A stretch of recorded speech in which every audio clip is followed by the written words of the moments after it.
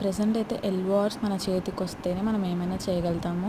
ఏ కాలేజ్‌కైనా apply చేయాలంటే LORs అయితే ఖచ్చితంగా ఉండాలి.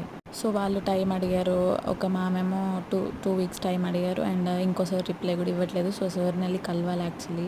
అందుకు ఇంకేం లేదు చేసేది. ఈ రోజైతే లిటరల్లీ ఒక ప్లేలిస్ట్ ఉంటది స్పాటిఫైలో, వీడియోలో ఉంది చూడండి. దానిలో ఉన్న ఆల్మోస్ట్ అన్ని సాంగ్స్ వినేసాను. అంటే 40 సాంగ్స్ అనుకుంటా. Almost 3-4 hours వస్తదది.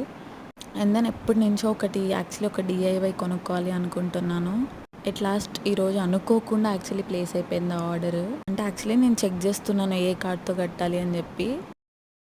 ఇప్పుడు మనం చెక్అవుట్ వరకు పెట్టేసి అప్పుడప్పుడు ఆపుతాం కదా! అలా పెట్టి జస్ట్ నార్మల్‌గా ఒక కార్డ్ ఆల్రెడీ రిజిస్టర్ అయిన కార్డ్‌ని నొక్కాను. అది సీవీవీ అడుగుతదేమో, లేకపోతే ఓటీపీ అడుగుతది కదా!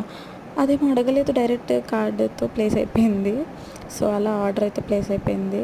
మరి ఇంత దారుణంగా సెక్యూరిటీ ఉంటే చాలా కష్టం యాక్చువల్లీ. ఈ వీడియోలో చూపించేది ఏంటంటే యాక్చువల్లీ 2021లో అనుకుంటా ఇలా ఒక స్క్రాప్ బుక్ లాగా చేశాను అనమాట. దాన్ని మళ్ళీ అంటే అప్పుడు చేసిన దాన్ని అలానే ఉంచేసి పిక్చర్స్ అవేం అతికించలేదు. సో, ఇప్పుడు స్టిక్ చేద్దాం అనుకొని ఉన్నా. ఈరోజు మొత్తం లిటరల్లీ మొత్తం డే మొత్తం కూడా నేను ఇవి చూస్తూనే ఉండిపోయాను అనమాట. యాక్చువల్లీ ఇవి ఏఎస్ఎంఆర్ మీకు తెలిసే ఉంటుంది. సో, ఇదేంటంటే ఫ్రోజన్వి, స్టేషనరీ ఇవన్నీ ఏఎస్ఎంఆర్ అనమాట. అసలు చూస్తూనే ఉన్నా. ఎంతసేపు చూసినా కానీ అవి అంటే టైం అయిపోతుంది కానీ నాకు అయిపోతున్నట్టు కూడా అనిపించట్లేదు.